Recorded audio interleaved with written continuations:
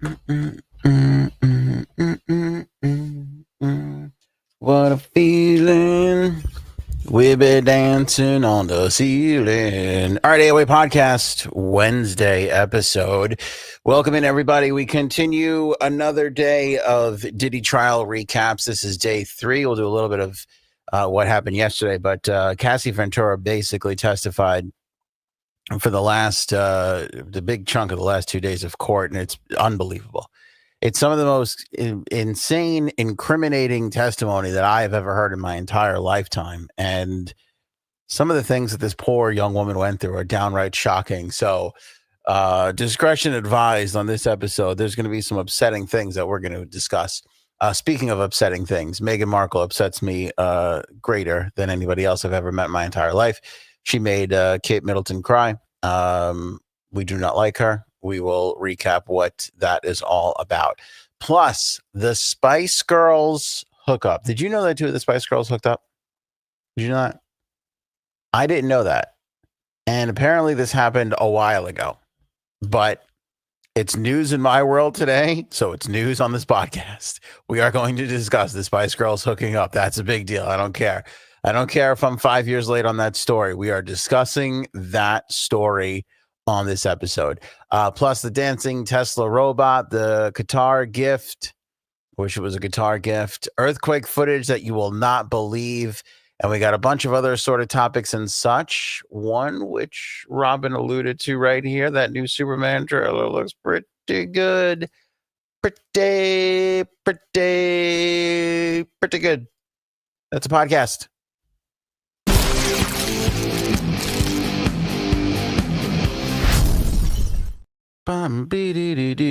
Oh, dancing on the ceiling. Welcome in, everybody. So good to see you all. It is nice to have the crowd here. The regular crowd shuffles in, as my good buddy William Joel likes to sing about. Let's jump right into the testimony from Cassie Ventura in the Diddy trial. If you haven't heard this, it's pretty explosive. It's pretty graphic, and we're not going to hold anything back for the most part. Censor a little bit for the social networks, obviously, but you're going to hear a whole lot of stuff here in this segment of the podcast. And especially if you have been one of these people that is waiting for the powerful and the elite in this country to finally get their comeuppance, this segment is for you. Cassie Ventura testified a lot in the last 2 days here in the Manhattan courtroom.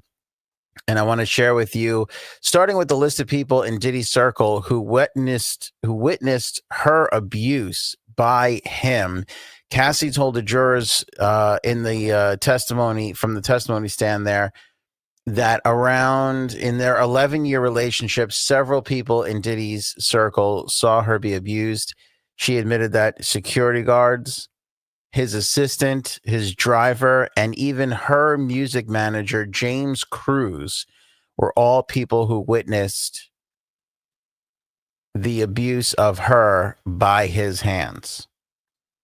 That's crazy.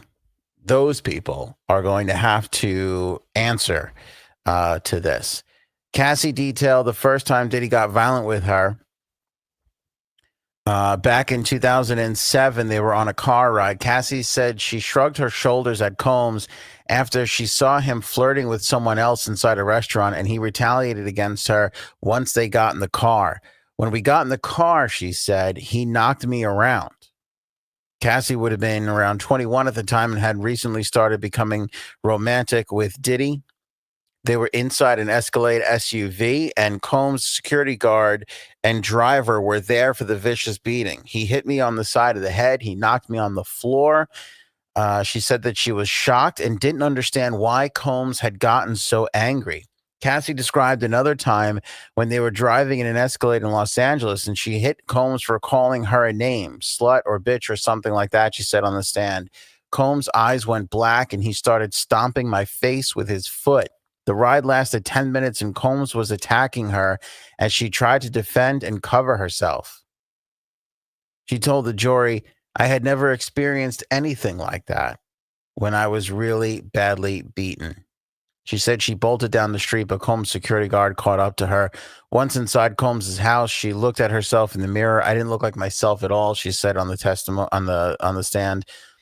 I was swollen, everything. It was horrible. When Combs came into his room, Cassie was vomiting. Combs and his team snuck her out of the house and put her up at a London hotel for a week, keeping everyone except her stylist from visiting her.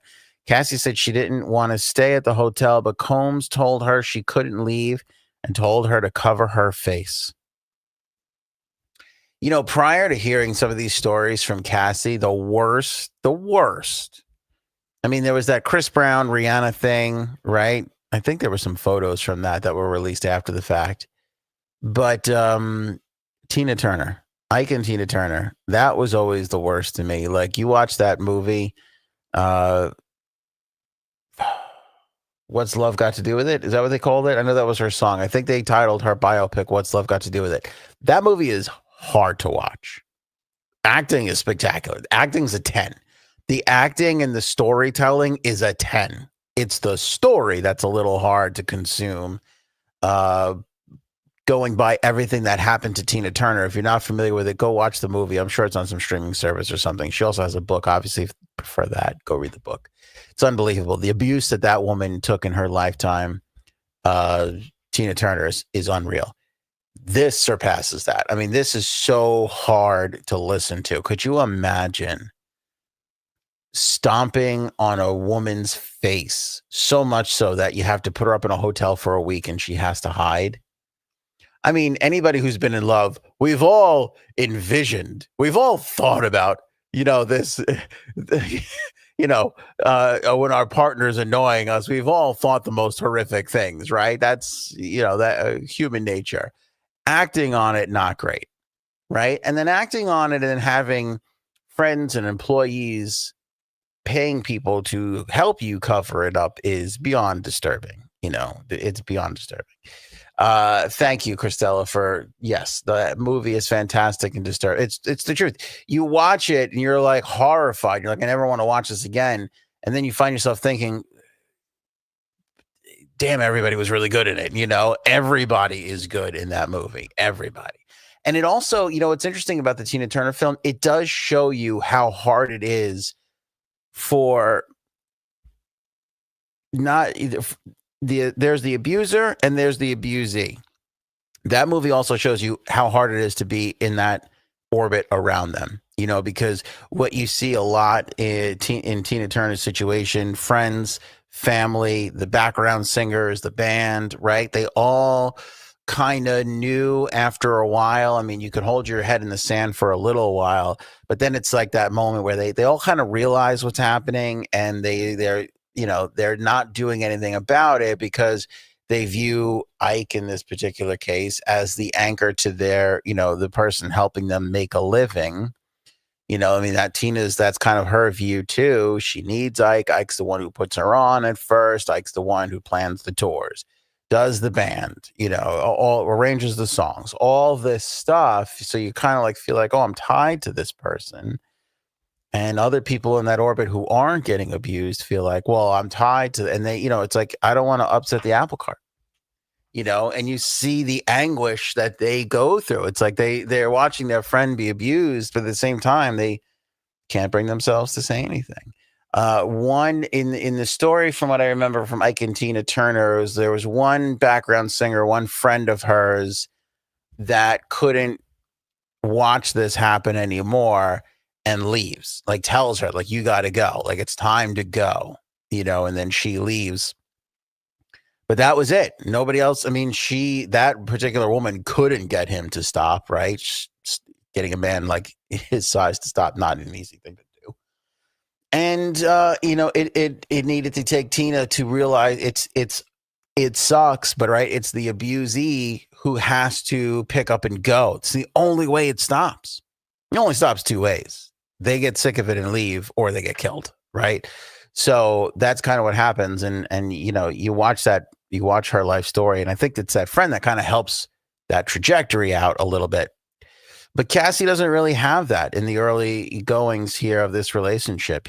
She's got even her own people, her own music manager witnessing this abuse, and she didn't know what else to do. She's a young, impressionable girl. She's trying to be an artist, right? She's under Diddy's wing here, and it's, she thinks she's in love and all this stuff. And then all these just absolute horrific things are happening to her, and she stays through it all. We've just gotten started. It's insane what this woman went through, and it's insane what she said on the stand today. It's really incredible. It's unbelievable. As I was reading the reports from court, because of course there's no cameras allowed in there, you just hear some of the stuff coming out of it, and you're like, my God. You think to yourself, how does a person stick around for this? But she's young. She's 21. It's all happening for her, and she thinks she's in love, Cassie also testified. She remembered when Combs lunged at her when he found out about her relationship with Kid Cudi. Ventura testified, quote, "He found out during a freak off. He went through one of my phones and found emails with one of his staffers. In a 2023 lawsuit, Cassie accused Diddy of threatening to blow up Cudi's car, and the car exploded in the rapper's driveway right around the time that those threats were being made. He never had to own up for that. Cassie once emailed her mom warning that Diddy was threatening to release X-rated videos of her. She sent the email to her mother and Combs' former assistant, Capricorn Clark, on December of 2011. Cassie wrote in the email, quote, "The threats that Sean Combs has made of me that he will release 2 sexually explicit videos, one on Christmas Day and one other, appeared in the email." The jury was then shown photos of Cassie's bruised back and legs that her mother took. When asked if she was open and honest about the abuse at Combs' hands, she responded, "No, I told her it was the first time." Cassie also said that she didn't tell her mom about the freak-offs, saying, quote, "I couldn't hurt her like that. It's not normal. Constantly being bruised up by the person that loves you or who says that they love you." Right after that, Cassie asked for a quick break, and it was granted by the judge. That's tough. Imagine your mom finding those bruises on you, and then you got to lie for the piece of shit that's doing it to you. Cassie told the jury about how Diddy beat her up after spotting her at an exclusive party being held at Prince's house in Los Angeles. She told the jurors that she didn't tell Combs she was going because she knew he would have definitely not let her go, but she didn't want to miss the once-in-a-lifetime experience. Cassie says she went to the party and her pals she went to the party with her pals and saw Prince, who has obviously since passed away. He performed in his basement. Could you imagine Prince performing in his basement? Who's going to pass that up? Combs showed up unexpectedly and she bolted. "I caught a glimpse of him and I ran out as fast as I could. I knew he was angry at me." She testified she remembered running and falling in a bush, but couldn't remember what happened next. Later at the hotel, Diddy caught up to her and beat her, Cassie said. She also testified that Combs told her that Kid Cudi's car was going to get blown up after she began dating him. He mentioned, this is a quote here. "He mentioned when we were out of the country that Scott's car would get blown up and he wanted his friends to see it. The threats prompted her to break up with Kid Cudi," according to her testimony. She recalled the next time she saw him was during a meeting at Soho House in New York City with Combs. When Cudi asked, "What about my vehicle?" she recalled. "What vehicle?" Combs responded. And that was the end of the meeting, Ventura said. Ventura told jurors in Manhattan federal court that she remembered Combs lunging at her when he found out about the relationship to begin with, because, like I said, he found out during the freak off. So that was pretty bad. I don't know how they're going to prove that car was him, but that fucking car was him. That explosion was him. Cassie testified about how she once saw Diddy drag his assistant on a trip in Turks and Caicos. She said one day after the trip, after they'd all been smoking and partying on the beach, Combs went to the assistant's room and dragged her outside. Cassie recounted, quote, I think she was falling asleep. He tried grabbing her phone. He dragged her out of her bed onto the desk outside of her room. Cassie said on that trip there had been a freak off. Cassie referred to the assistant as Mia, who is apparently the same woman expected to testify at the trial anonymously under the pseudonym Mia. Prosecutors alleged during the opening statements that Mia worked for Combs for years as his personal assistant and that he forced her to perform oral sex on him while also raping her. I didn't mention this. He didn't have his daughters in court today. He had his sons there though. I can't believe that. I cannot believe that his sons were there. But to sit through this, I can't believe his mom. He walks in that courtroom with his head held high, with his family behind him, like none of this happened. Is this just some grand conspiracy? Could it be that there's like 14 women just trying to milk Diddy out of money, that they would make up this whole grand scheme? I mean, we're going to find out when this Mia testifies if she corroborates what Cassie Ventura has been saying. After their breakup in 2018, Cassie said that Diddy raped her, including on the same day she met with him to bring closure for their relationship. The former couple had the closure conversation in a restaurant in Malibu, and that Combs was just being really nice, playful, laughing, kind of romantic vibes. But when he dropped her home afterward, he came inside the home, and that's where the act took place. I just remember crying and saying no, but it was very fast, Cassie described. She said Combs' eyes went black, and he didn't even notice that she was crying. After he got up and he left. At the time of this incident, Cassie had started dating her current husband, Alex Fine, with whom she shares 2 children and is expecting a third. She said she had sex with him one more time, but it was not my choice. By the way, her husband was in the courtroom. Cassie Ventura's husband was in the courtroom for all of this. Could you imagine? It's horrible enough thinking about this happening to you. Could you imagine having to hear about it happening to your wife, your partner, your husband, your loved one? And you have to sit there through all of it. That man showed a strength that I didn't even know existed, because if that's me in that courtroom, I'm going to jail after taking a shot at Diddy. And I don't care who, a pen, a butter knife, like what, a plastic fork. It doesn't matter. I'm being dragged off of him in cuffs, being taken to prison if I'm in that room. There's no 2 ways about it. There's no 2 ways about it. And this guy had to come and go in that courtroom with press outside. I don't know. I don't know how. I don't know. I don't know how he's doing it. Did it? I just can't. I can't even. It is so hard to listen to all of this, and then when you watch that guy, granted the paparazzi, I will say, gave him a break. Like, they were shouting questions at him from the footage that I saw, but but they didn't say anything like too bad. It was still like, how could you even ask that guy a question? How are you feeling? You want to know how that guy's feeling? This is the most miserable thing I've ever heard of. And then to think that it was happening while your relationship was, I mean, either this all happens prior, that's tough. To know that he attacked her after they struck up a relationship is disgusting.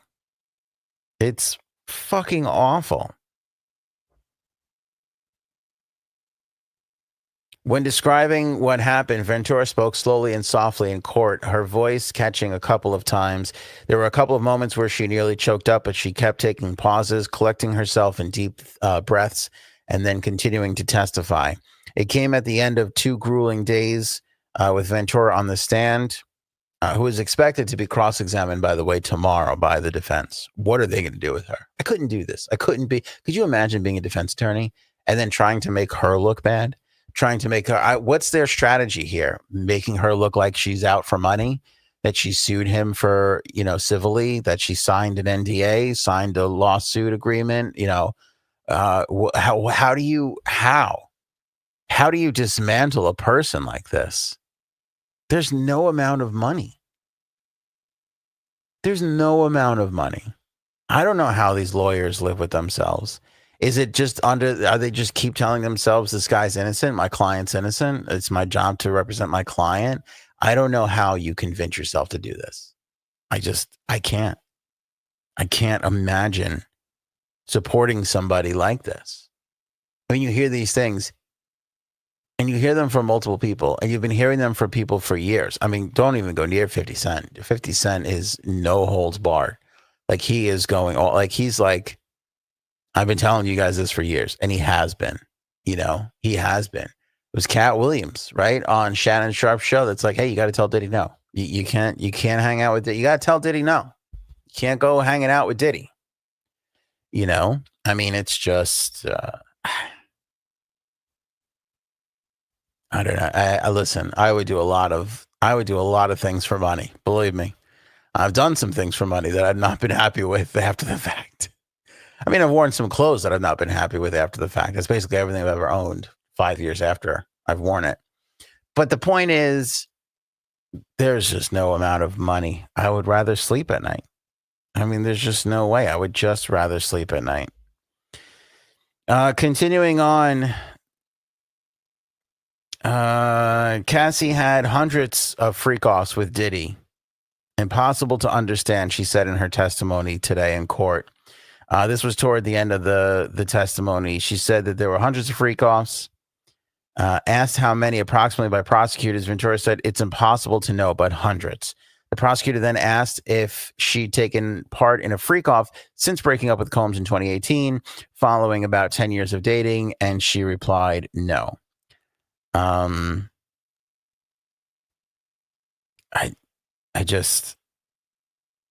She's, by the way, 8 months pregnant. Did I mention that? She's 8 months pregnant going through all of this?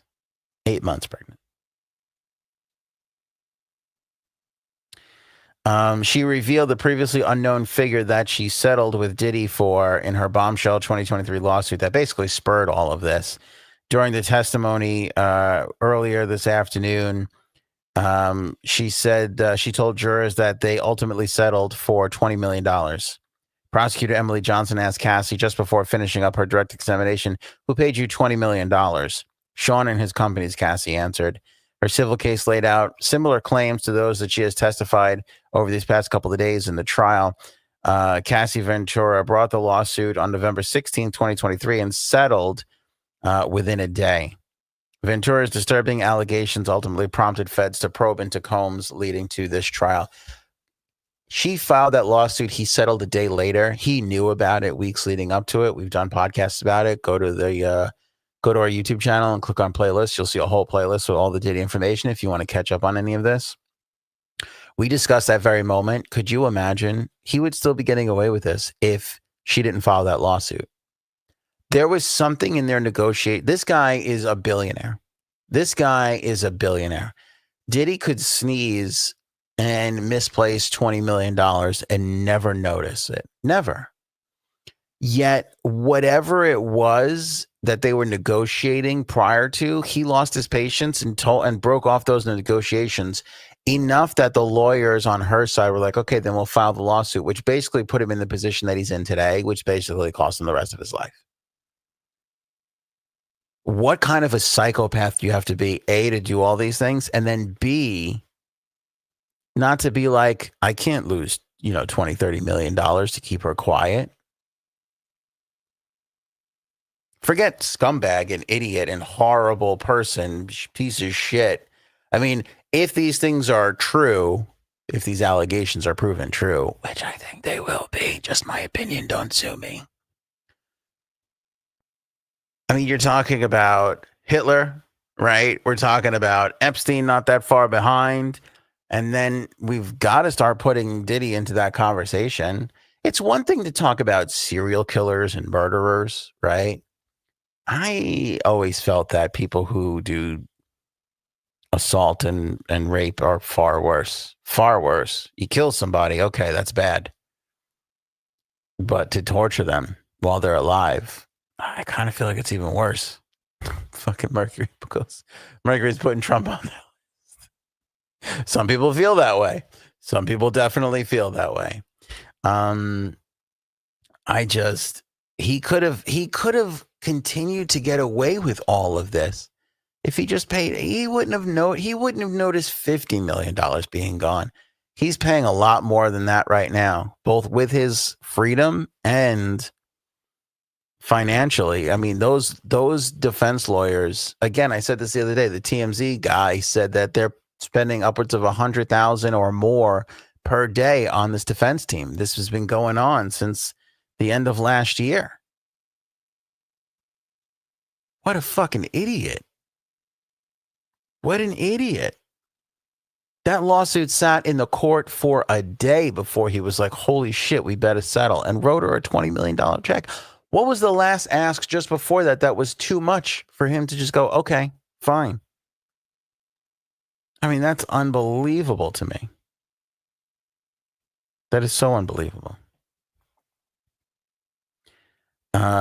Priscilla DeGregory in the Post wrote a piece about here's what Diddy's lawyers will probably do in cross-examining Cassie Ventura. A single defense attorney from Diddy's team is likely to spend hours, if not days, grilling Cassie Ventura as they attempt to catch her in lies, attack her character, and poke holes in her story. Ventura, 8 months pregnant, by the way, let me bring that up again, spent the last couple of days taking questions from prosecutors in painstaking detail, wiping away tears, as I've been saying. Cross-examination is likely to be even more difficult for the married mom of two, since she will be pressed and challenged on every painful detail. So they're going to try and catch her in a lie is their strategy. Poke holes in her story. That's not going to work. I mean, what else can they do, right? But that's not going to work. That's just not going to work. I mean, I haven't even told you some of the worst things yet. I mean, wait until I tell you some of these things. You're going to be disgusted. You're just going to be disgusted. I don't even know if all right, let me just do this one because I just can't even. There was a story that she was held down. She was on drugs, on ecstasy. She was being held down. I believe it was him and the male stripper that testified the last couple of days. They were relieving themselves on her face, so much to the point where it was almost like she was drowning because her mouth was full and she couldn't breathe while it was happening.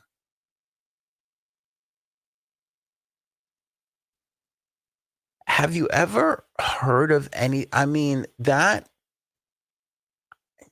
who comes up with that idea? How does that happen? I'm speechless. I don't even know how to, I'm speechless. I can't believe what happened. I don't even know. What happens to a person?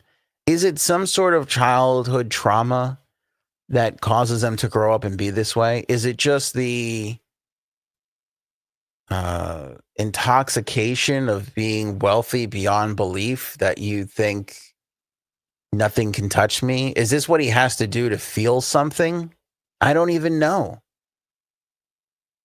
I can't believe I'm even talking about this, let alone somebody thought, I have an idea. Come with me. How do you get to that point? Held her down. Again, she's a female. She's on ecstasy. So if there was any bit of a struggle there, it probably wasn't too much for two grown men. But to do that, like it's a good idea and enjoy it and have fun with it. And then, I mean, after he told her he loved her. And, it's so disturbing. And you might think to yourself, well, why would she stick around through all? She was 21 when this started. Do you remember what you were like when you were 21? You looked around at your friends who were probably idiots, not knowing you personally, but knowing people. Your friends are probably idiots at 21. We tend to carry a lot of idiotic friends at that age. You just think this is normal, on a much lesser degree. If your friends whatever your behavior. They don't pick up the check at dinner, or they open up your refrigerator when they come over your house. Minor things like that. You start to see these things and you think, oh, this is normal. This is how people act. This is what goes on. When you take that sort of mentality and you add on top of it, oh, this is what it's like to be in show business.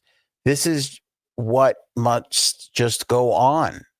It becomes normalized, and then, of course, the age-old story with abusers. They always say, I love you, don't leave me, and all this stuff like that. And it plays into the heart, whatever's left of it, of the victims,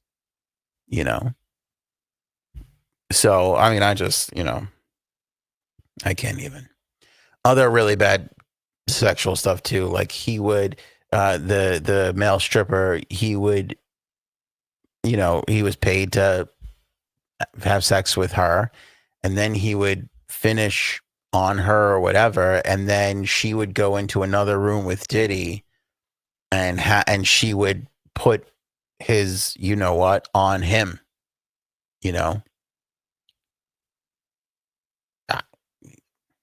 I know there's a lot of sexual fantasies out there that I am not privy to or aware of even existing. But that's a new one for me. And also under the context of it's abuse, it's so fucking bad. I can't even explain it. And then I saw somebody sent me a super cut of Diddy on not the Breakfast Club. What's the one on shit? I get these confused. The one with Charlemagne the God. Is that Hot 97 or is that Power 105? I think it's Power 105. There was a supercut of Diddy on with Power 105's morning show, The Breakfast Club. And is that what I said? I can't remember now. The Hot 97 one is called something else. Anyway, Diddy's in there and they're like, oh, you called Meek Mill daddy or something like they're alluding to the fact that Diddy's gay or being a little acting gay with Meek Mill, which a lot of, again, we had that sound come out, right? That audio come out, all that stuff. So there's lots of things, but this is before all this stuff had come out. They were like, hey, what's, challenging him on it and all that stuff. And not just that, but a bunch of other things too. And he was like trying to like, oh no, it's this or it's that, or, he was saying how 50, there was another thing. They challenged him on 50 Cent. They were like, oh, I think 50 hates you because, he says this, and this. And then Diddy was like, no, he loves me. He's like, that's love. You think that's hate there? He's like, no, that's love. He's like, he loves me. But if you go back and you look at 50's comments on Diddy, historically, he does not. He's got a lot of disparaging things that he said about him. I didn't even know this, but 50 Cent took on Jay-Z and he was like, they're propping Jay-Z up. He said this, I'm paraphrasing, but 50 Cent was like, I've sold more records, I guess maybe in like a time frame he was discussing. He had outsold Jay-Z and he was like, why is Jay-Z on these huge tours? Why is Jay-Z married to Beyonce? He's like, they're trying to prop him up because they feel like they can make money off of him. That he could be controlled, he could be bought and sold and owned. Probably because his association with Diddy or whatever 50 Cent was alluding to, whatever it was. But he was just basically like, I was bigger than him at this time. And they were still like, he's going to go on this world tour. We're going to back him here. All this Live Nation deals and all these stuff, these things that they were signing, these deals, there was just so much money to be made. 50 Cent was basically saying they had to prop him up to keep making money off of him. He wasn't just selling records the way I was. It was basically 50 Cent's point. I don't know how much truth there is to that. Might be a little bit. I mean, I feel like Jay-Z is one of the most respected rappers in the game. You take all the personal stuff out of it. Guy's obviously super talented, right? They all are, really. I feel like Jay-Z's career is a little bit more long lasting, but if you're going to buy into what 50 Cent about it being propped up, it's kind of a little bit of a different story. But take from that whatever you will. The reason why I started down this little digression here was there's a bisexuality or homosexuality to however you want to categorize and call it to Diddy in all of this. I mean, we joke around about cucks on this show a lot. I don't even know how that even started, but we've seemed to be the only cuck podcast that doesn't actually have cucks involved in it, as far as I know. I don't know what Frank's doing right now. I'm gonna have to apologize for that on Friday. I just have when you say something and you foresee the apology when somebody's like, can I talk to you about something? But I'm sure there's like podcasts out there that talk about like that has like cuck tips and like, the cuck community, the cuck chronicles. By the way, these are great names. If you're thinking about starting a cuck podcast, I'm giving you gold right now. You should be writing this down. That actually like are in these communities and doing things. I feel like we're not in those communities, but we do bring up the cuck word a lot on this show for some reason. And I agree with Christella here. I think it's just to be funny because it is a funny sounding word. It is funny to be like, did you get cucked? I got cucked on this. I've even used that for like, I went to go get a drink. I was at like an occasion and there was like one last Sprite left. I went to go get it and somebody swooped in and got it right before me. And I was just watching and I was like, I just got cucked out of that Sprite. It's becoming nomenclature. There are cocktails. There are. Much like DuckTales, every day. Cocktails. Woohoo. Yeah, for sure. Thanks for bringing that up, finally. I appreciate that. So anyway, I guess the whole point of this is, him paying this guy to come in here and do that, then doing awful things with him, then like, hey, why don't you put his splooge on me? There's a little bit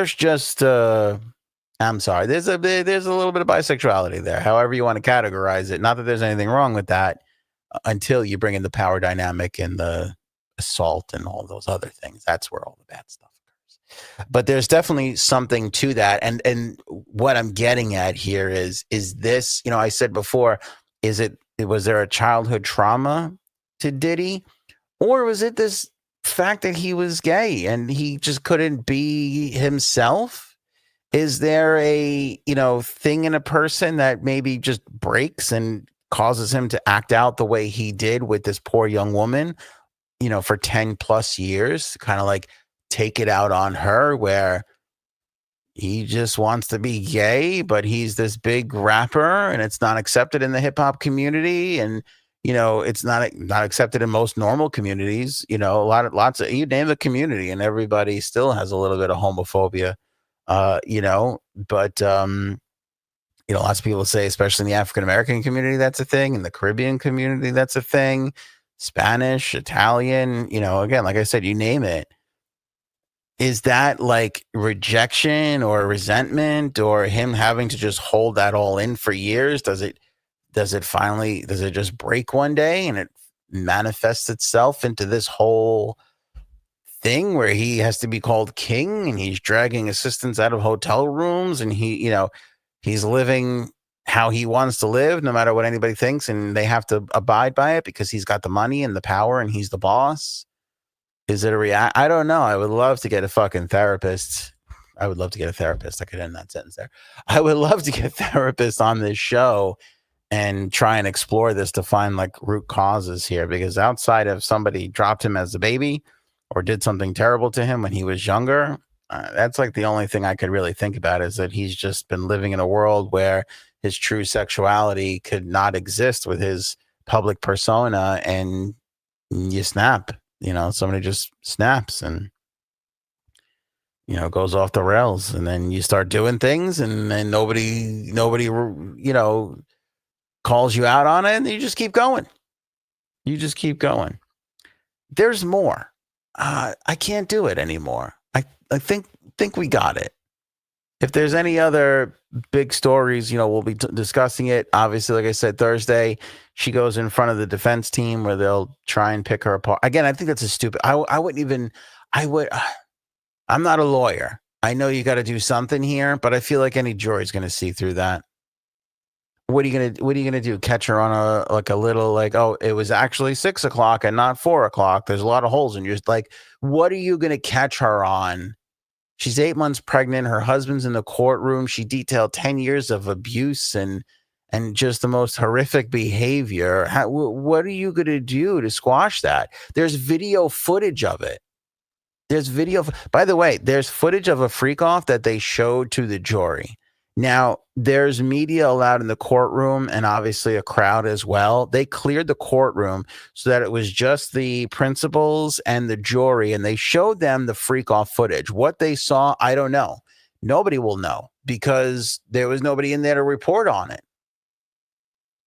So, what the defense team is going to do there is unbelievable. Like, do we need to see the footage of her being assaulted? Because there was physical abuse that we saw, just because there was no sexual abuse in that CNN footage that from the hotel. That's all you need to know. Nobody's going to be like, oh, he's just a wife beater. He would never sexually assault. Like, what? Who's going to buy that? Who is going to buy that? This guy is fucking dead to rights. And now listen, so I was talking to a legal expert friend of mine, and he's like, you have no idea what this woman's in for. He's like, you don't even know. He's like, this, we're on day 3. Actually, we were on day 2 when he said this to me. He's like, we're on day 2, Aunt. He's like, this trial is expected to go 2 to 3 months. He's like, this is far, because I'm like, this is over, right? I mean, how could you? He's like, he's like, they're going to do everything. He said, and the thing that they're really going to do is drag this out because you want this day to be a distant memory by the time 2 months rolls around. But I don't know if I'm ever going to get the idea out of my head of those 2 things that I just described to you. I just don't know. How do I pronounce that? Charcuterie board? I think I did it. Charcuterie board for the table. Nice little charcuterie board. Charcuterie board, by the way, is cured meats and cheeses and honey and such that you just never get to eat. All your friends get to eat, but you get to watch them eat it. You get to watch your partner made it, and you get to just watch them enjoy it and moan over it, and you have to sit there and not eat any of it. That's a charcuterie board, just in case anybody's wondering. I hope somebody from Urban Dictionary will put an entry, charcuterie board, with the explanation that I just gave it. And I'd like to share credit with Paul on that one. It's his idea. I filled in the description. Paul, if you tell me right now that you would have had the same description for the definition of a charcuterie board, I will yield all credit to you. It could say Paul 2.0. I'd love it if it said Paul 2.0 famed AOA hole. That would be great. You don't have to, you owe us nothing. But I'd love to get that into Urban Dictionary. We made it into Urban Dictionary one other time. It's on the website. I can't remember what it was for. But I'd love to get 2 entries in there with that one. That would be amazing. That would just be so good. Thanks, Christella, for backing me up again. I appreciate all the backup. All right, let's move along to Meghan Markle. So, again, it's another one of these, there's a book, there's, lots of people write books about royal families. Lots of people have contacts and sources and whatever. But there's a new book, Tom Quinn's book called Yes, Ma'am, The Secret Life of Royal Servants. And in this book, an anonymous staffer for the royal family claims that it wasn't just Kate that made Meghan Markle cry, because the only way we really know this story is through I think it's the Oprah thing of I forget what it was, but it was Meghan Markle telling her side of the story. And she was basically like, yeah, well, Kate made me cry when we were getting married over her daughter's dress, but we squashed it the next day, and then that was it. Well, this staffer is out to say, actually, that's not really what happened. Yes, Meghan was crying. She was upset, but Meghan made Kate cry as well. And by the way, Kate had just had a baby. So Kate just had, I think it was the second baby. And this fucking piece of shit is in there making, a postpartum woman feel awful about, her kid's bridal party dress. The staffer kind of was like alluding to the fact of like, no, like this went both ways. Like Meghan said some fucked up shit to her. And listen, I know things can get a little sticky around wedding planning time. It's a really psychotic time, right? Like I've gone through it. I've watched a lot of close friends go through it. Some couples get through it easier than others. Others, there's long lasting like scars that are made. There's some wounds that maybe take 5, 10, 20 years to heal, never heal, that kind of shit. Um, it's tough. It's a rough time, but I go back to this woman is a nightmare, and I can't even imagine what she was like to deal with during that particular time when they were planning a wedding. Like, Kate was like, hey, there's something wrong with the dress. Like, we got to figure it out. It's just like not fitting right. And Meghan supposedly just like shot her down of like, listen, to the point where it made Kate cry. Like, what? I don't even know, and Harry wrote about this in his book too, basically saying like, I came home. Wait, I want to get the exact. I took this fucking note. I'm going to find it. We're all going to sit here and wait until I do. Okay,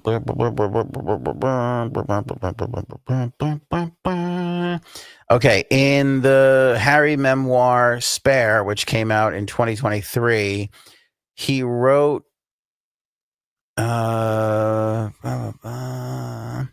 Charlotte. Oh, okay, that was the text message. Hold on. Let me get this all for you here. All right, Harry. A short time later, this is what Harry said in his book. A short time later, I arrived at home and found Meg on the floor sobbing. I was horrified to see her so upset, but didn't think it was a catastrophe. So even he is saying, he is saying like she's on the floor crying, but I didn't think it was that big of a deal. Like, we get the dress fixed. And why would you snap at a woman for being like, hey, this dress doesn't fit on my kid the right way? Like, it's her fucking fault. You know what I mean? Like, you're the, now granted, I will give you full disclosures. I don't want people saying I take it out on Meghan Markle. Kate was like, hey, maybe we should like redo, I think we need all new dresses was kind of Kate's take on it. And maybe that's why Meghan started crying. But you just be like, well, no, we'll just fix it. And that's really it. I don't see why the need for there to be name calling and trying to make people fucking cry. She was like, I don't know if she was months or days. I think it was just a couple of months out from they had their son, obviously, because Charlotte was being fit for a dress. So they just had their son, and she's out there making her, how postpartum, that again, the wedding planning is a tough time. After you have that first baby or second baby, any baby, that's tough. That is tough on women. Women take nothing and build a human being in their body. And they share all their nutrients, feelings, emotions, food, all with this thing growing inside of them from this idiot that put it there, right? Doesn't matter who we're all idiots. And then in the most painful thing ever, they shoot it out of their body. Sometimes it's cut out. Sometimes, kids, they cut it out. And they take all of your organs and they put them on a fucking table next to you. And then they pull the thing out, the growing thing from that idiot standing next to the bed. And then it's like, hey, start growing some milk from your hooties and, feed this thing. And don't expect to. I know you just went through the most exhausting 10 months of your life, but don't expect to sleep for the next 2 or 3 months. And you got to hold it all together. I mean, are you fucking kidding me? Like, that's the most. How do you survive that? And then to have some piece of shit be like, oh, fuck you. Have a heart, asshole. This is the same woman, by the way. This is the same woman that wanted us all to feel bad for her after her giving birth, that she went on her podcast and dropped this whole big bombshell, had her whole fucking PR team put it out there to get people to listen to her boring, drooling podcast. And it blew up in her face because it didn't work. And we are steadily awaiting podcast number 2 to fail from this fucking idiot because she has no heart. She's the only one that matters in her own world. And she's just such a piece of shit. Oh my God, she's such a piece of shit. Let's get to something happy and exciting, something that should be celebrated. Two of the Spice Girls hooking up. This is the best news I've ever had. And when this came across my social feed, I was like, this is amazing. And then I discovered that it goes back to 2019. So for the last 6 years, this has existed in the world, and I had no idea, no clue. But if you were my age, which is 29, can't even fucking remember 29. But if you're 42, you were kind of like in your prime teen years when the Spice Girls were around. And these were good times, my friends. These were really, really good times. We were in a pre 9/11 world, right? There was no danger. The internet was exploding. We were getting internet porn. Like it was the beginning. You thought life couldn't get any better. And I actually, September 10th, 2001, it was good times. The economy was booming. The internet was booming. We were connecting to the world in all new ways. We had fun computer games. Video games were amazing. Like it was good times. Ever since that 2010, the world people talk about we never recovered post pandemic. It's kind of been a little bit of a rough go since 2010. You know what I'm saying? Since 2001, I should say. Did I keep saying 2010? 2001. That was it. That began the rough period, right? Prior to that, shit was good. What was the biggest disturbance prior to 01? The McVeigh thing was not great, right? You had the other Twin Tower bombing. That was what, 93, 92, 94, whenever that was, right around that time. You had the whole hip hop thing going on. Cable TV. We got The Sopranos in what, 96, 98, whatever it was, 97. Cable TV was television was exploding. It was so great. What the Gulf War? That was like 5 minutes. Was that the toughest time? The 90s were like, oh my God, we didn't even know how good we had it back then. Am I living in rose-colored glasses? Was there rough? I mean, I was a kid, so everything was great. It was like, can I catch Saturday Night Live and then watch like wrestling? Like that was it. That was it for me. Yeah, the Waco thing, I guess, was a thing for a little while. Was anthrax a thing in the 90s? I thought that was like after 9/11. I guess anthrax was kind of always around, right? That's why the band named themselves after that. Oprah was in her prime. Yeah. I mean, Oprah was just it was okay. AIDS. All right. I did forget about AIDS. Fair point. I was 12 again. Let me just, I was 12, 14, AIDS, not really on my radar, okay. Gay was illegal. Okay. That's true. This is a good point. All right. So I'm not saying it was perfect. Okay. There was obviously some things. I just feel like if you put September 10th, 2001 next to today, what was a better time, do you think? I guess a gay person would be like, hey, today, I mean, we might be going backwards a little bit here, but today was better. At least there's some acceptance in that. Maybe. But for your old pal Ant, for the straight kid that was not sexually active, okay? And I'm not going to tell you when, but it was embarrassingly too late, okay? It was just later than anybody would think. Even your embarrassing lateness on when I lost my virginity is probably too early to when it actually happened. But the point is this.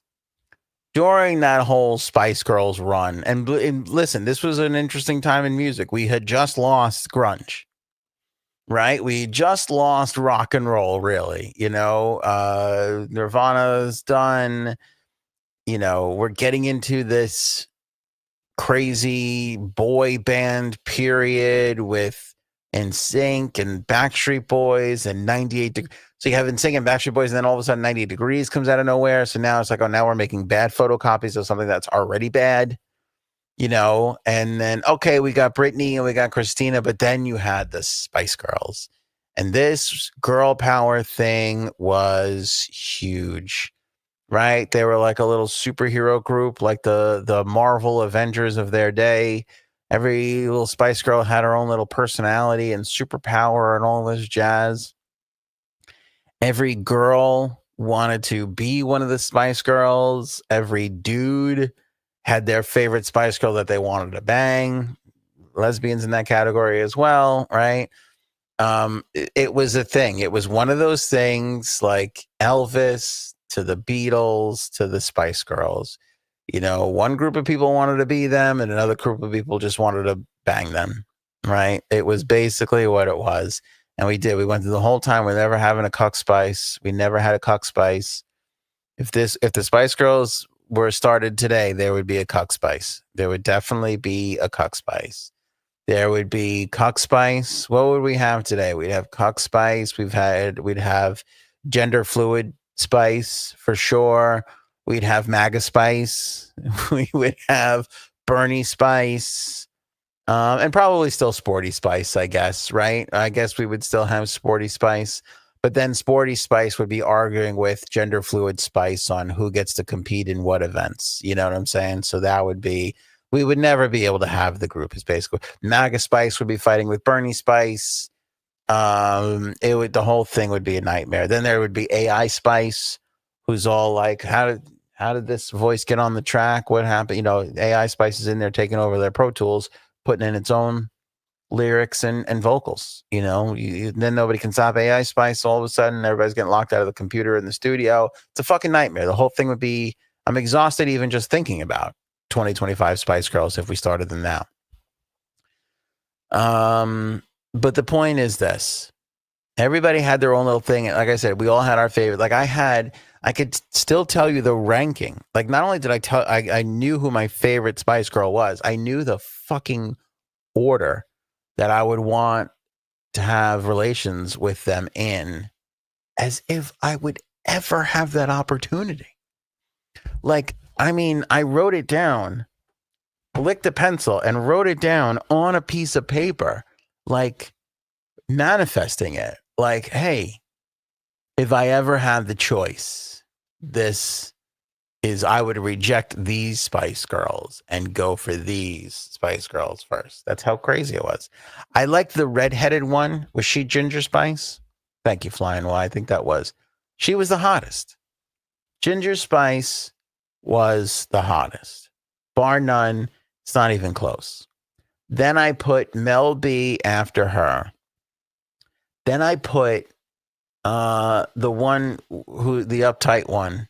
What was she called? She married the guy who's basically banging everybody behind her back. Victoria Beckham? Victoria Spice? What was her spice? So you guys are going to have to help me through this because I can't remember this shit. Tight ass Spice, whatever her name was. Was it Sassy Spice? That sounds right, but I don't think it is.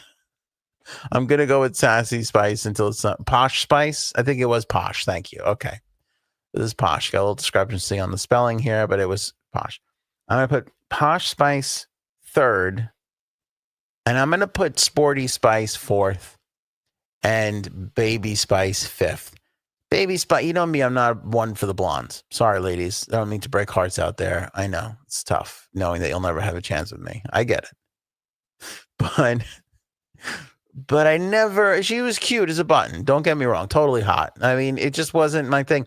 There was something about Sporty Spice I liked. I mean, it's the reason why I'm with my wife. This idea of like, she might kick the shit out of me today. I don't even know.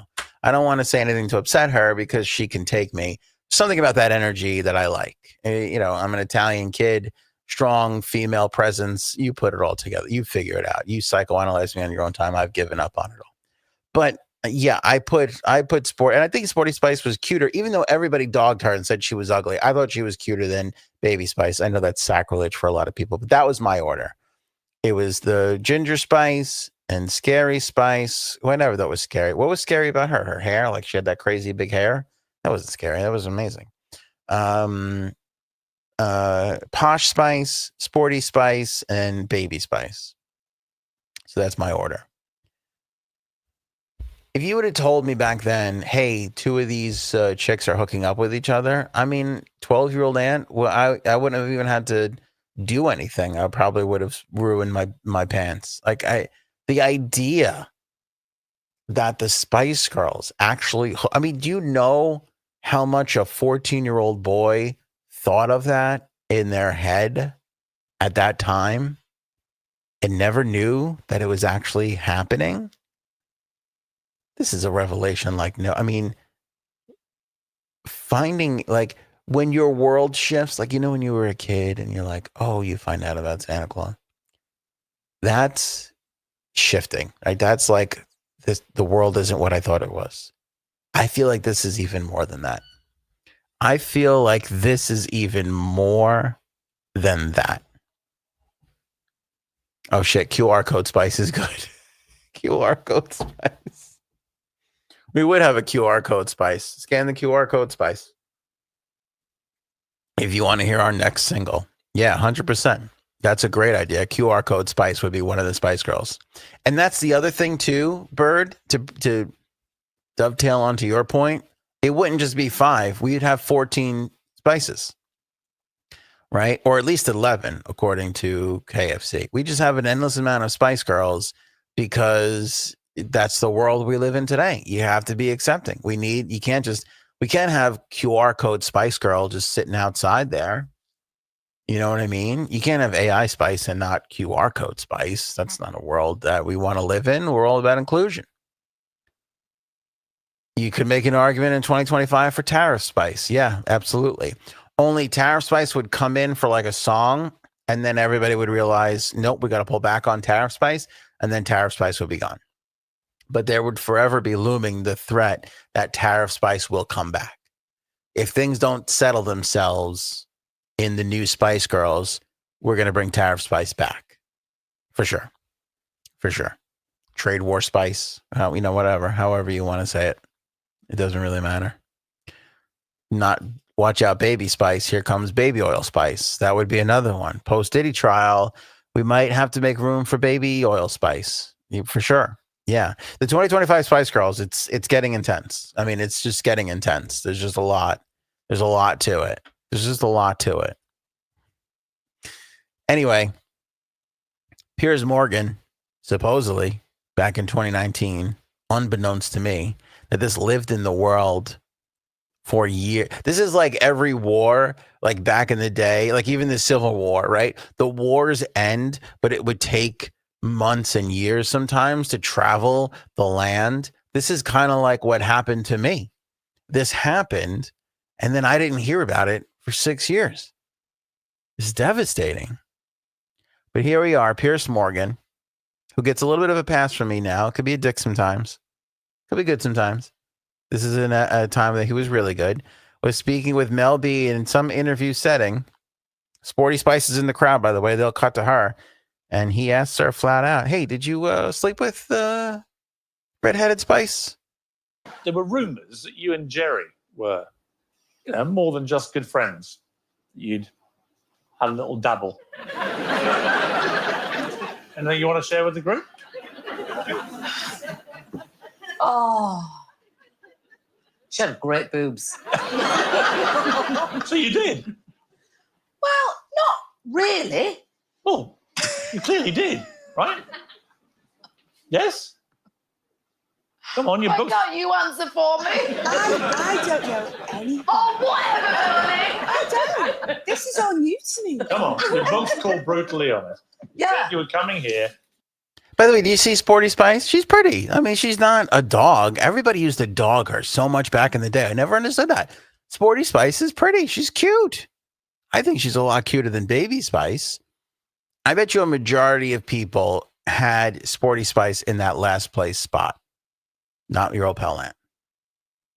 We break the mold over here, baby. To be brutally honest. I am being brutally honest. But did you or didn't you with Jerry Halliwell? Well, what do you consider as doing it or not? Did you sleep with her? Yeah, we all slept in a bed together. But not like like that, all of us. Did you sleep with Jerry like that? Yes. Really? She's going to hate me for this because she's all posh in a country house with her husband. Oh, but it's the past. Do not buy 14-day filmmaker. Okay. And nobody buy a 14-day filmmaker, by the way. Thanks so much, fucking YouTube ads. Way to go. Come on. How great was that? How fucking great. Kudos. Gather around, everybody. This should be shown in journalism class. That fucking Piers Morgan got her on the ropes and he did not let go. He moved to the body. He got some head, like, you know what I'm saying? That was executed to perfection for an interviewer. He did not let her off the ropes. He kept it classy. Did you sleep with her like that? He kept going till he got that. Till he got that answer that he knew was there. That ain't easy to do, man. That is not easy to do. Good for him. Good for you, Piers Morgan. Some points from your old pal Ant today. That's for damn sure. That's unbelievable. Did you scissor? Yeah, that's, you can't come out and ask. See, most of us would have like just get to the, Oh, I like this. Scissor Spice. Now we got Scissor Spice in the 2025 Spice Girls. 2025 Spice Girls is getting out of control. I told you there's going to be like 14 of them. You know? It's going to be it's going to be 23 2025 Spice Girls by the time this podcast ends. Scissor Spice would be good, though. I'd like Scissors. I'm not going to vote Scissor Spice out of this group. There's no way. There's no way. Oh, shit. Could you imagine? There is something, I mean, obviously, besides the lesbian thing, which is just wonderful, there is something about band members like hooking up, cast members in a TV show. We're so obsessed with this. I mean, I guess it goes back to like high school and like, did you hear who hooked up at the party on Friday night? Like that kind of shit. I think it's like born in that, like our desire to know these things. But there's so many like your favorite sitcoms from back in the day, bands, like, remember No Doubt? Like, that was everywhere. Like, oh, do you know that song was about the stupid bass player who dumped her? What a fucking idiot. Now he's got to sit there and listen to her sing about what a shithead he is every night. You know, granted, they're all making money off of it. It gave them all careers, but, you know, we love that juicy gossip, band members and hooking up and shit like that. Oh, OF Spice. That's another good one, Paul. Yeah, you'd have to have OF Spice. OF Spice would be at the performances, but you got to pay extra. You got to kick in a little more to get all the OF Spice content from the new 2025 Spice Girls. Yeah, OF Spice for sure. That's a good one. That's a good one. It's a great one. All right. I just want that to be the thing that people think about, like when I die. When I die, I don't want you to think about all the podcast episodes and all the laughter I've brought you over the years. Let's be honest. I want you to think about my two favorite and most hottest Spice Girls hooking up together. That's what I want you guys to think about, because that's what I'm going to be thinking about on my deathbed. What happened to the show? I'm a little upset with the Tesla robots. I got to be honest with you. I'm not fucking happy with the Tesla robots, and I'll tell you why. Because it's one thing if I have to compete with a fucking AI robot, right? It's one thing if I have to compete with an AI robot in intelligence or skills, right? All these things. Now I got to compete with these sons of bitches with dancing. I mean, you got to be fucking kidding me. Watch this. This is the Tesla Optimus. This is at regular speed. Thank you to Tesla owners, SSV, whatever, TikTok. There you go. You see it down on the bottom there. Look at this fucking Tesla robot just cutting up a fucking rug. Look at this thing dance. Are you shitting me? It's one thing that we knew that the computers and the AI was going to just totally overrun us in intelligence. We were expecting that. Now, in the ability to hook up with chicks too? Is that what's happening? Who's going to, if a girl watches me dance and then watches the Tesla robot dance, who do you think she's going to want to dance with? Even if you told the girl, hey, it's like a 4% chance the robot's going to just like freak out and grab your head and twist it off and then just like melt your brain with its weird robot laser eye that we don't even know exists. There's a small chance of that. Or you can dance with this schlub podcast host and nothing will happen to you. They're going to be like, give me the robot. Give me the robot. Because I want to dance with somebody who knows what they're doing. And also I like the air of danger. You know, that's what women are going to say. Now I'm taking a backseat to the robot in the dance competition. I don't know. I wasn't expecting that sort of adversity in 2025. This thing's got some fucking rhythm to it. It's aggravating me to no end. I've been hitting dance floors for 35, 40 years. I still can't dance. There's no rhythm here. Look at this guy. Some nerd programmed him in 2 seconds to dance like fucking John Travolta of 2025. Look at the fucking shoe sliding and everything, the balance and the effort. What the fuck is there left for us to do? You put a penis on that thing, men are done. Men are done. Men are over. You put one of those rotating, revolving, vibrating wiener sticks on that thing, it's over. They don't need us anymore. It's done. And I know what you're thinking. Well, the semen thing. How far away are they from figuring that out without us?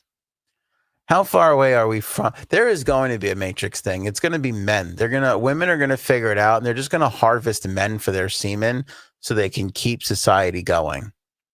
But they're going to live with the robots. They're going to be dancing. Imagine being a woman coming home from work, and the robot's got your dinner ready, some slippers, the paper, or your iPad with your Apple News on it. Here's a cigar, ma'am. Here's this, or here's that. You want me to clean? I cooked for you already. Would you like a foot massage? I'm programmed for it. Do you want the most amazing sex of your life? Not a problem. How about this? I'll go give you the greatest orgasm ever while you're recouping on the couch. I'll go outside and build the extension on the house that you've been dreaming about. Don't worry about me. I don't need sleep. I'll just keep it going. I'll recharge the batteries in the sun tomorrow with my, rechargeable fucking battery pack. We're done. We are done. You know what I'm saying? We're done. They'll figure out the semen thing. We can't grow people inside of us. The women are going to win. They should win. First of all, let's be honest. Flying white, damn cuck robot. The robots are cucking us. The robots are cucking us out of existence. We bring nothing to the table. When a woman sits down, okay, and goes, and by the way, I say woman, it could be a dude too. I look at the world through straight eyes. This is what I was given. I'm sorry. When a woman sits down and goes, let me go pros and cons, man versus robot here. What one of those categories are we going to win? And don't give me that, we can give warm hugs.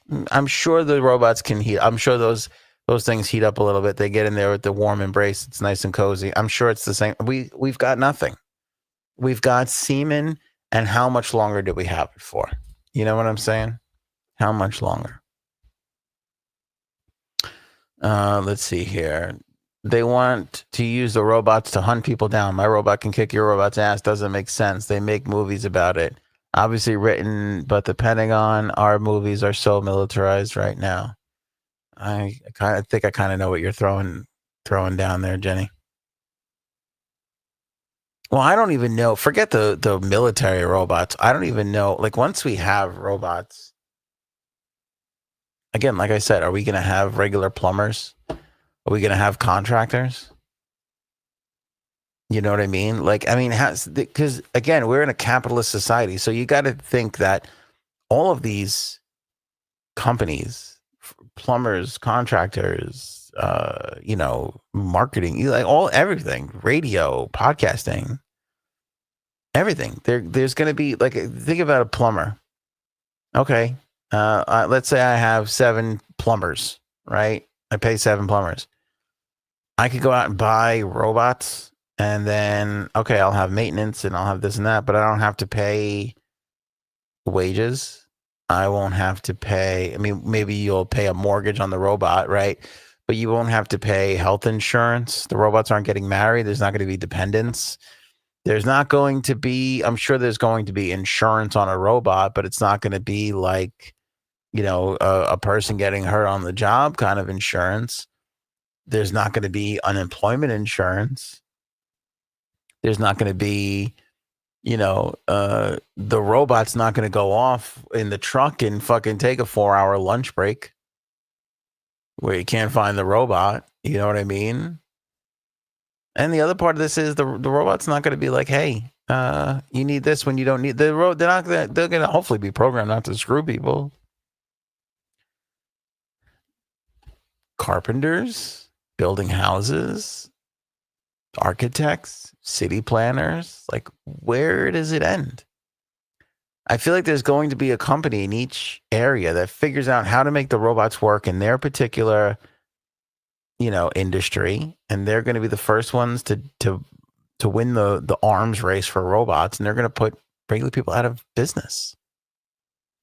So when we're all at the point where we're like, I'm not going to go study to be a plumber because we got plumber robots. I'm not going to go study to be a tradesperson because we got all that stuff already. I can't be an architect. The robots are already designing buildings and homes, and so like, what's going to be left for people to do? You know what I mean? I don't know. And now it's like, well, I can't go dance because they can do that better than us too now. These fuckers. They couldn't leave us one fucking thing.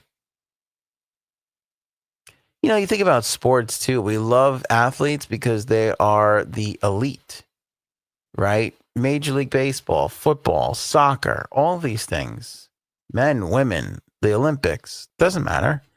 You're looking at the best of the best competing against each other.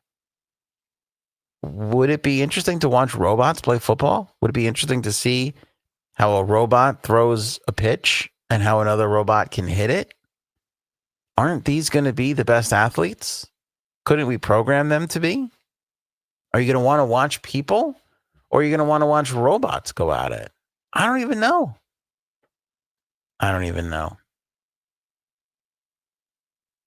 But I'm starting to get a little bit of a headache. I'll always say Qatar. Qatar. We're supposed to say Qatar. I don't know. Somebody's going to have to explain to me, and I have a lot of patience. I can sit through a lot. Somebody's going to have to explain to me how this country went from a nation that killed a journalist and was deemed untrustworthy, supports a lot of our enemies in a lot of places, right? Been accused of doing some horrific things, not the most free and open society.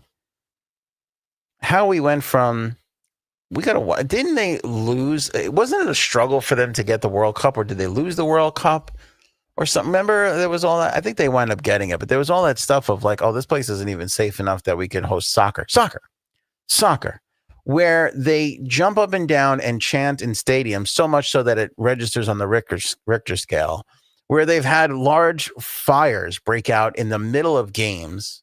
Soccer. The soccer organization world looked at Qatar and was like, I don't know if we could do that there. That's how unsafe that area is, and they're just not jiving with the rest of us. Somebody will have to explain to me how we went from that to, let's make this our first presidential visit and take a $400 million gift. No strings attached. But when we talk about the missteps in President Trump's administration 2.0, this will go down as undoubtedly the most obvious misstep to both parties. The tariffs not being executed well. Even the Republicans are saying that, right? There's a lot that both sides can actually agree on that he's not doing well. This is far and away the easiest. I mean, I don't know anybody who's not in his immediate circle that is arguing for this point of taking a $400 million plane from this government to use while we build our own plane. Nobody likes this. And yet this guy is still doing it. And he's like, well, it's going to go to the Defense Department, and then it'll sit in the library. It's a big, beautiful place. He's out there going, why would I turn down a $400 million gift? What world do you live in where gifts don't come with some kind of favor attached to it? There's going to be an ask. This guy is so utterly lost and in his own world. He's so blinded by the lifestyle that he lives that he can't see that this is a problem. He can't acknowledge that this is... He's so far gone as far as perception for these things go. You know, like it goes back to, well, you won't get $30 this Christmas, you'll get $2. I have news for you. People struggle in this world to purchase $2. People don't just have $30. It's not just we'll have to, you know, tighten the belt for a little while. Like, people don't live like you. Do you know what I'm saying? You're out of touch. For as in touch as he can be with working class people, he does not know how they really, he knows what to say to them. He does not know how they exist. You know, like this idea of like, we'll just have 28 less dolls. Like, it's not that big of a deal. We'll still have dolls. And that's not actually how a majority of the country lives. A majority of the country lives paycheck to paycheck.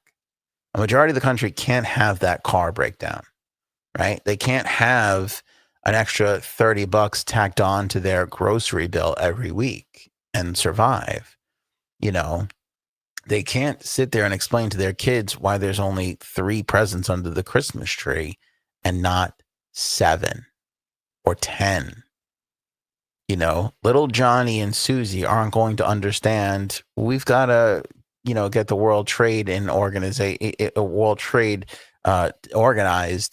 So we're gonna have to go with less. You know, Santa's not making as many big visits this year. Like, kids don't understand that. You know, so there's been a lot to complain about in this administration. Obviously, Republicans are very proud and they feel like they're getting a lot of what they've pushed for. Again, I know people don't agree with me, but the immigration stuff, nobody has a problem. I mean, for the most part, I feel like nobody has a problem with it. The Democrats are digging in on this so hard, and I wish they would stop. This is a loser for them, and I really wish they would stop. The moral high ground is a loser. You can no longer sit there with common American people and be like, well, we have to be morally superior. The American voting public doesn't feel that way anymore. And the reason why they don't feel that way is not because they're racist or scumbags or pieces of shit. It's because they're tired of living paycheck to paycheck. They're tired of struggling. And anything to get some sort of relief, they're going to go for. And that's exactly what they did in this past election. And that's exactly why most people, I bet you if you polled most Americans, you would find that 80 to 85% of people, if they knew they were never going to get caught or found out and could totally vote on this anonymously, would have no issues with everything that's going on with ICE and immigration right now. That's how I feel deep inside. And you do have people like Frankie's my oldest friend. He definitely feels like this is morally not right. And I would make the argument that he is 1,000,000% correct. But the American people at this point are going, hey, it's not right, but I can't live like this anymore. And it's terrible that these people they're the scapegoats, but if it wasn't them, it'd be somebody else. Every group of people were scapegoats at one point or another. You know what I mean? And I'm not even just talking about race or religion or sexuality or whatever. Like, you name it. We love to scapegoat people. You can have the same exact people living in a neighborhood and people on 87th Street will be like, those scumbags at 84th Street are dicks. They're shitty. Let's do bad things to them. Right? Could be the same religion, race, sexuality, everything. They'll just be like, fuck those 84th Street people. I can't stand them. So I wish the Democrats would give up on that because they can't win on that issue. I know we'd love to be morally superior. I know that's kind of their thing, but the Democrats got to keep focus on working class people if they want to have a chance at ousting the Republicans in the midterms and in the 2028 election. But aside from that, This is just pure stupidity from this president. This is an absolute miss. Republicans don't like this. Democrats absolutely hate it. It's wrong. You don't take a gift from a foreign government, period. You don't take a gift that's upwards of $500,000. Even from a pride standpoint, you don't take a gift like this. Even if they're like, oh, the plane's going to go to waste. Great. Let it fucking rot on your runway.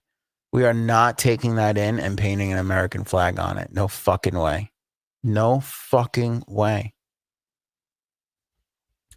Again, I know the Republicans are pleased with their president right now, and that's great. And I'm so happy for my Republican friends. I really am. I mean that. They're happy. I'm happy. Great. I know the Democrats are not happy. They're very unhappy. I think the Democrats need to smarten up a little bit so they can be happy again. Mercury just used the word grifter. Dude, grifter is the appropriate terminology for this president. This guy, and this isn't political. This is just straight up, here it is. This guy has made so many hotel deals in the Middle East with this and other governments backing him and making investments. And his first out of the country visit, I mean, I know he went to the Pope's funeral, but that was, his first, like, hey, when the president goes abroad, it's a big deal. The first one of his second presidency is here, where he's got several hotel billion-dollar deals going on.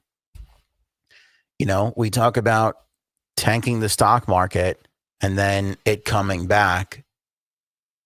There's no way anybody gets him on insider trading. At the same time, there's no way that his family didn't profit from that. They absolutely did. And if you want to contend that one, I will yield that one. I will give that one up. This Trump coin and the come to dinner with me is raising all sorts of money. And by the way, there's research on this. There's only a small amount of people who are holding that Trump coin who's benefiting from this stuff. Most people who have bought into that are not doing well.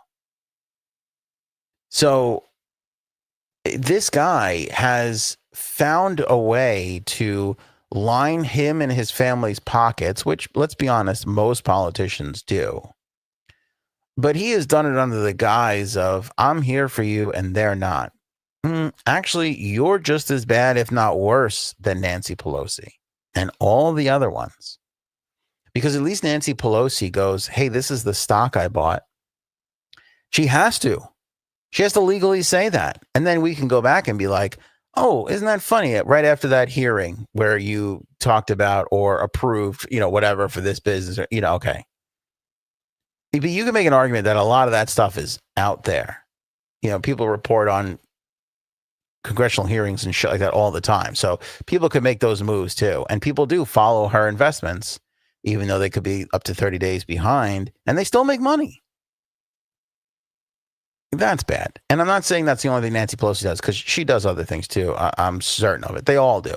They all go in there with being fairly wealthy people with a couple $100,000 in the bank, maybe some of them even less, and they all fucking leave millionaires. There's no accident to how this is happening. But this guy blatantly in front of everybody's face, he's sending out invitations. Buy my crypto, come to dinner. I'm sorry, but this is not okay. And you can be a Republican into making liberals cry all you want. I'm fine with it. These are two sides fighting that I don't give a fuck about. Okay? The both of them, I have lots of problems with both sides. But this is not okay. It's not okay for the president to just so blatantly out in public be benefiting from people's hard work. You're selling your own fucking coin. You're Haktua girl. You are no better than the Haktua girl. You're worse because you did this after Haktua got in trouble, but because it's got your name on it, you think it's okay. And his mindset has gotten so bad to the point where he's now like, what am I going to do? Turn down a $400 million plane when somebody wants it? Why would I turn? He's upset that people are asking him how he can turn down such a valuable gift. Like, well, why would you? Well, I'll tell you why. Because it's putting us next to people that maybe we don't want to be next to. It's putting us in a category where we need something from another nation. We can build our own planes. Thank you very much. Oh, is Boeing taking too long? Let's just tough it out. He's like, well, this plane's 40 years old. Well, I don't see anything wrong with it. Okay? I don't see anything wrong with it. You know, it works. I'm not going to go over to somebody who's maybe not necessarily our enemy, but perhaps a little too close to some of our enemies, and go, yeah, sure, I'll take that. Oh yeah. No, it'll be great. That doesn't get presented if they're not expecting something in return later. And you could all look this up because I shit you not. Republicans, you got to deal with this. You can call me a lib. You can call me a liberal pussy. You can call me liberal spice, whatever you want. But you go look up the hotel deals from the Trump organization in the Middle East. You look up the live golf stuff that's going on, that everybody's turning there, just looking the other way. He's put deals together with live, with these governments. They're taking money. They're trying to get more events at Trump golf courses. And he's doing all of this in the first 3 months of his presidency, 4 months. How long? January, 4 months, 5 months. And nobody is screaming about it. Nobody is saying a word. He has shifted more wealth into his family's pockets than any president we have ever had. And we're seeing it. Nobody cares. Why? I don't even know. I think it's because, listen, Fox maybe would go, I'm sure you could find a Fox article on this stuff, but that audience isn't going to read this. They don't want to read about their hero being a piece of shit. And you have the other, and this is why I get so mad at CNN and MSNBC and the left-wing media, because you chased bullshit and spread crap for so fucking long. You were out there crying wolf all the time that when you actually have something of substance, nobody believes you. And he built it this way. Don't trust those people. They're lying to you. Don't trust that asshole on the podcast with the gray hoodie. He's lying to you. I'm not lying to you. I don't give a fuck if you believe me or not. I'm telling you what I'm seeing out there and what I'm reading is happening. And I don't see people denying it. And the number one person not denying the latest thing is Trump himself. Why wouldn't I take a $400 million gift? Are you fucking kidding me? That would be like your child saying, why wouldn't I take free drugs? It's free. Yeah, okay, you're right. Sure. How could you argue with that logic? It's free. You might as well take the drugs. Might as well do it. It's a good argument. It's very valuable. You don't have drugs. Somebody's offering you free drugs. You should probably take it. It's probably a good idea. Probably no consequences will come of that little thought process. You know? It's unbelievable to me. He was mad. He was in a press conference with a microphone. Mad. Why wouldn't I take a gift? Somebody's got to pull this guy aside and recalibrate him a little bit. You know? As a con man, we could all see the con. It's becoming a little too obvious. Pull that shit back a little bit. You know what I mean? This plane business is fucking up like somebody. And the thing is, who is it? Who is the person in his circle? Is it his chief of staff? I mean, she ran his campaign. She put him there. She's very intelligent. Susie, whatever. I think it's Susie. Or Becky, Bethany, Phyllis. Doesn't fucking matter. You know what I'm talking about. She's got to pull him aside and be like, you can't take this. This isn't, and it's not, and I don't even know if you can have these conversations with this guy. It's not because the liberal media tells you can't. You can't. Like Americans are telling you can't. Who's the guy, the fucking Who's the Weasley guy? Fuck's his name? Shapiro. Gary Shapiro. Fuck is his name? Ben Shapiro? Is it Ben Shapiro? Me. That's my Ben Shapiro. Is that good? I think it's good. Somebody tag Ben Shapiro in this and see if he can tell the difference between him and me. Me.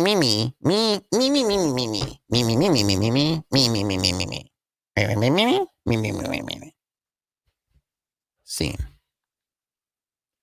Find me a better Ben Shapiro impression and I will quit. Okay? You want to put me out of business? I'll leave if you can find a better Ben Shapiro impersonation than that. Thanks, Bird. Appreciate that. I bet you I can get Ben Shapiro's wife to give me their fucking bank account numbers. I'm just gonna call up and be like, me, Chase, me, debit card, me, code. I'd have her just going like, sure, honey, I'm sorry. I don't know why I misplaced that, you know?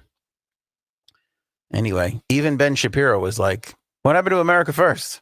It's not America First. America gets a loan of a plane that we don't need while we're having ones built and we're paying for them.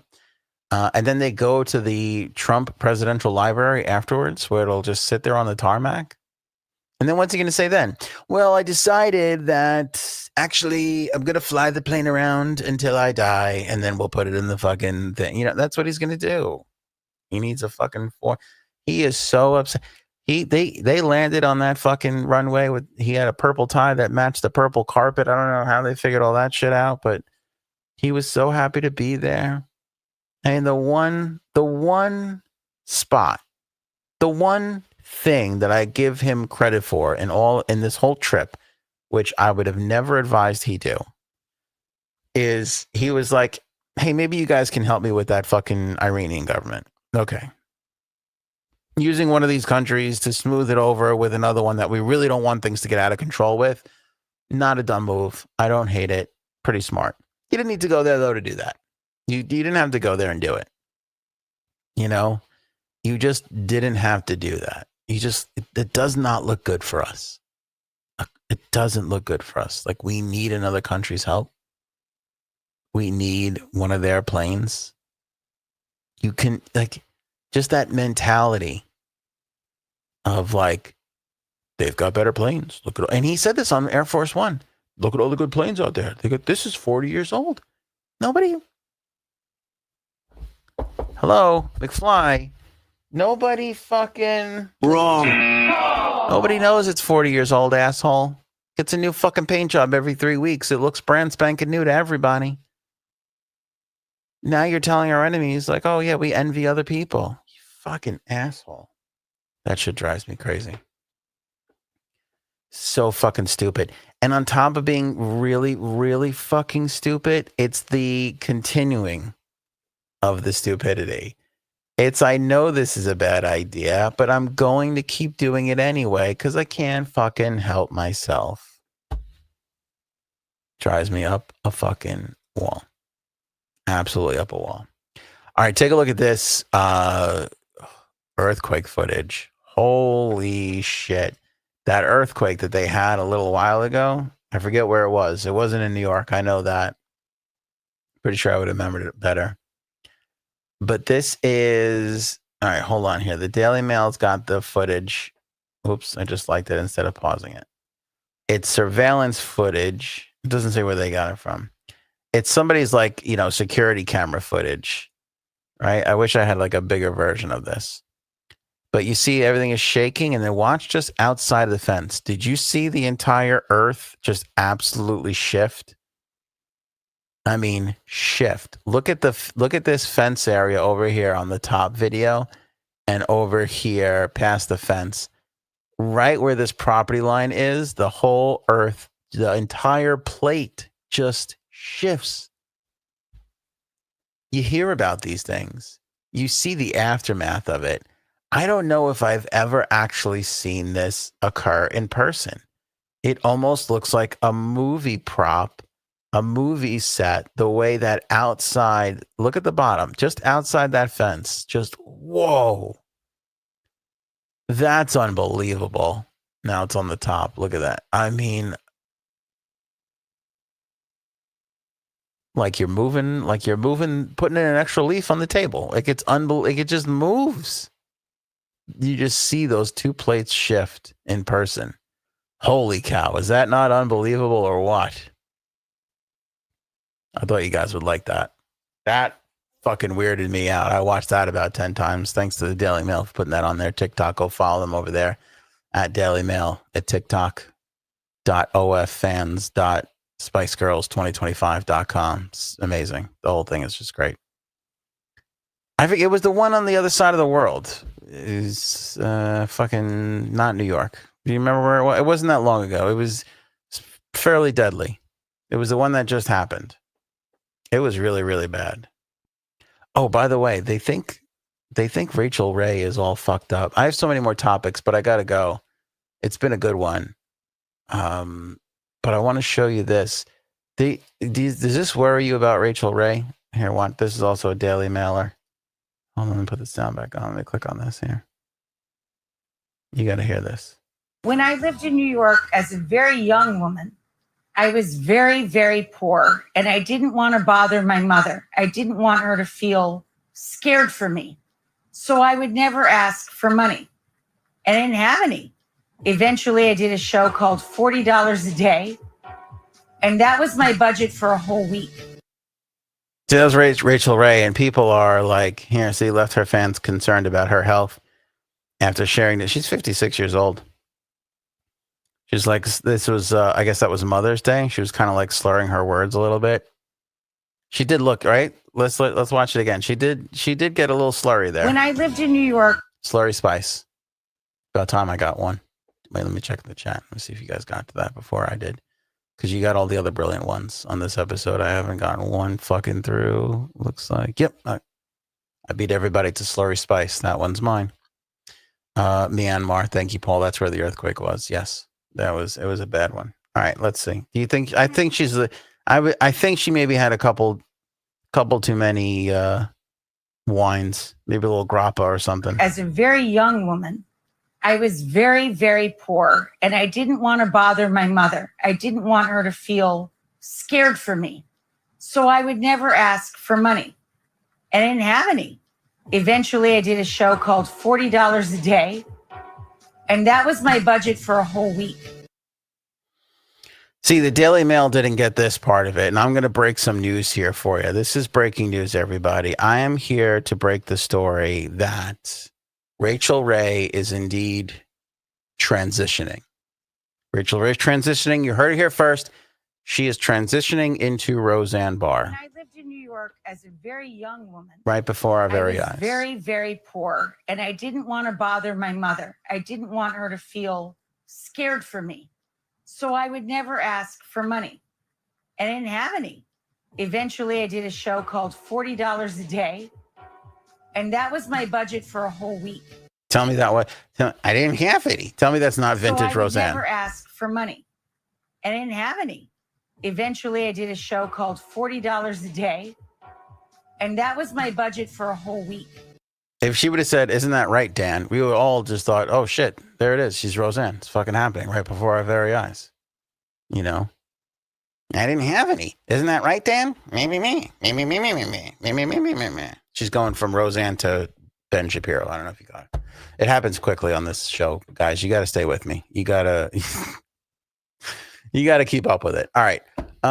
Boy, there was a lot of other topics. Let me see. Anything else we got to clean? I got topics coming out my ass, to be totally honest with you. There's just so many. Oh, we didn't even get to Trump falling asleep. Let's save Trump falling asleep for Frankie C. There's a chance where Frankie C can win the day, and I wouldn't want to do that story without him. It would be like if somebody actually came out with a website where old men steal salads and then play with themselves on camera for you. That would be Janine. That I would never do that story without Janine. I wouldn't do Trump falling asleep without Frankie C. So look for that next time around. We'll do that when Frankie C returns, hopefully on Friday. And hopefully the great Aaron C, which is the best part of Frankie C these days, will be along with him so that we could play one of our amazing AOA Game Time games. Appreciate you guys as always. Man, the chat was good tonight. I'd love everybody in the chat to take a bow. I thought everybody was really good. Obviously, Flying Y, Robin, Paul, Mercury, Bird, Miss Justice, all our regulars, Christella, obviously Mercury, TD, and then we had some kind of new Linda. We had some new people jumping in a little bit, people I've not really seen before. So great to see the chat so alive and going. I love the YouTube chat. That's the best. I feel like you can watch us everywhere, Facebook, Spotify, but YouTube is the best. I love them the most. Don't forget, you can become a member too, where you get some exclusive behind the scenes footage. I'm about to throw some stuff up there for the members. Lots of stuff we've been doing over the past couple of weeks behind the scenes. I'm going to share some of that with you guys real soon, just as a big thank you. So become a member so you don't miss out on that. You can join for as low as $2.99. Link is in the description below. Show me potato salad. Enjoy that Thirsty Thursday. I'll see you Friday. Maybe we should go now.